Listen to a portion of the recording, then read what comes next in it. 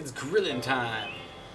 Spring has sprung, the sun is shining, birds are chirping, kids are out playing in the yard, and it's time to fire up the Barbie, you know what I'm saying?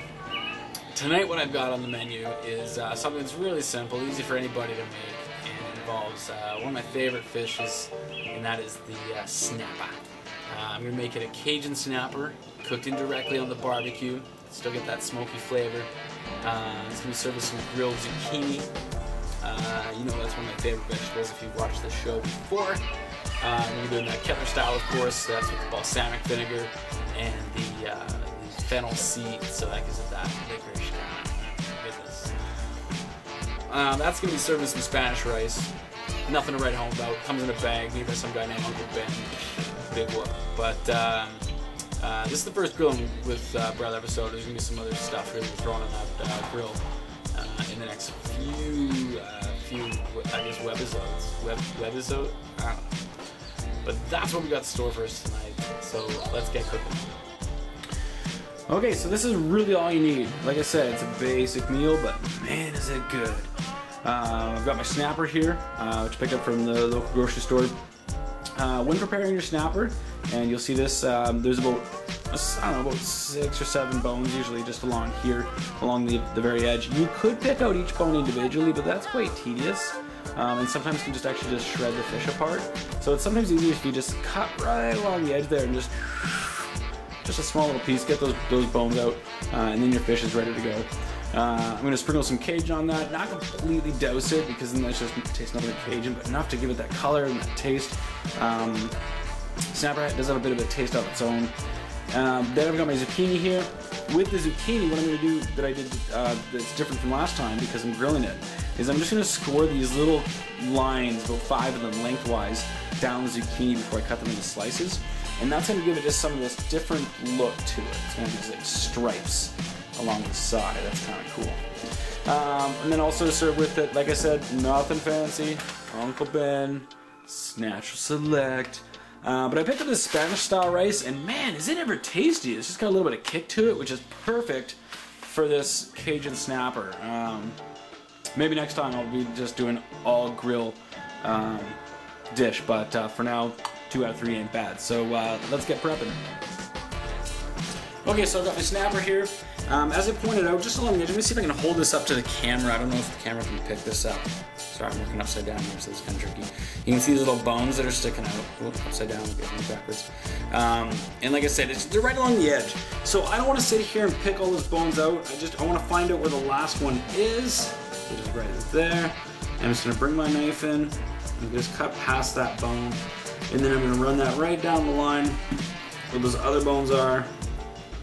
Like I said, just a little unwanted piece, I call it. You know, we don't need you in there. One more bone. So that's good if you get that last bone. Alright, so then just run your finger on there. You got them all. Yep. Cool. My snapper is prepped, ready to go. I'm going to sprinkle my Cajun spice on it.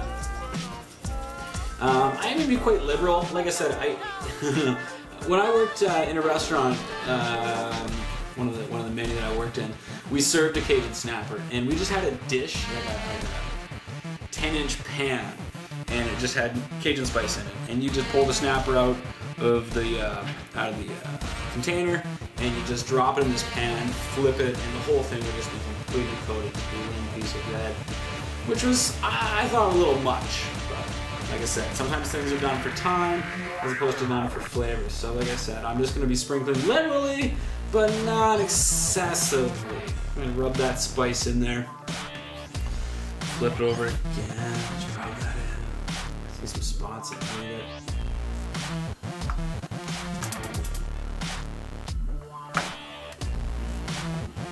Something I'm doing with the zucchini that I've done before. When I worked in a restaurant, I was cutting them up into slices and serving them as veg. And I just wanted to give them a different kind of appeal, give them a different kind of look. So what I did was I took my peeler and I took the little pitter here at the end, and I just scored lines, which don't always go straight, just along the edge there. And just do a couple of those, just peeling back some skin. So when I slice these now into slices, what I'm left with, put in here, are with some zucchini edges that, you know, just gives it some sort of different kind of appeal to it. I don't know, I kind of like it. It gives it some nice little look there. So that's what I'm doing with my zucchini.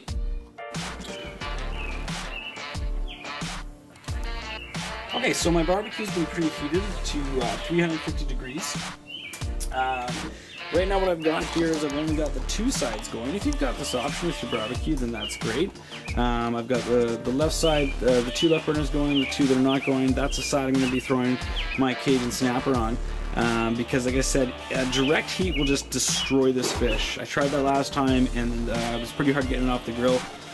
So I've got this down to about medium low. I'm going to throw my fish right on this side. And just going to plop that right there. Oh yeah, this is going to smell fantastic. So there we go, snapper on the indirect side. When those are close to being done, I'm going to be throwing my zucchini on the direct side, get those grill marks happening, and it's just going to be awesome. Okay, so I've just done something a little bit impromptu. I did try this a while ago and failed miserably, so I'm going to try again. What I'm making is, for the snapper, because it's going to be a little dry, I want to put a little bit of sauce on it, so what I'm going to be making, or attempting to make anyway, is an avocado cream sauce to put on top of the Cajun Snapper. Got some little cherry tomatoes here that I've diced up, got the avocado.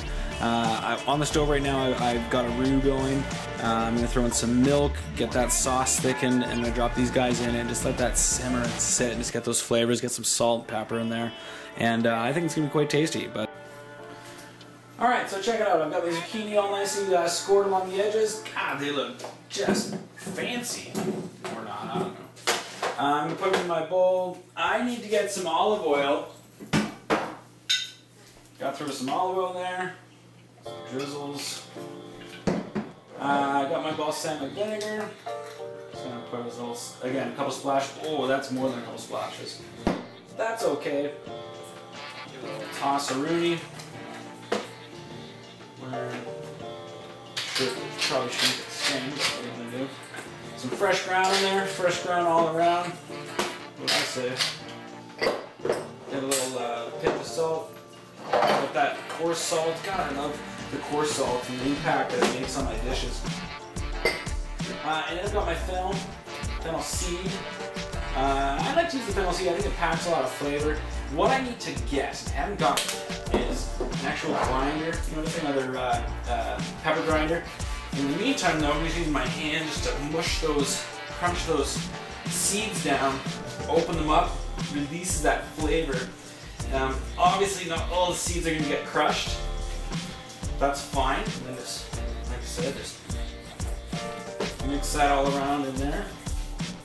Give that home touch. There we go. Oh, if you can only smell this in the camera. All right.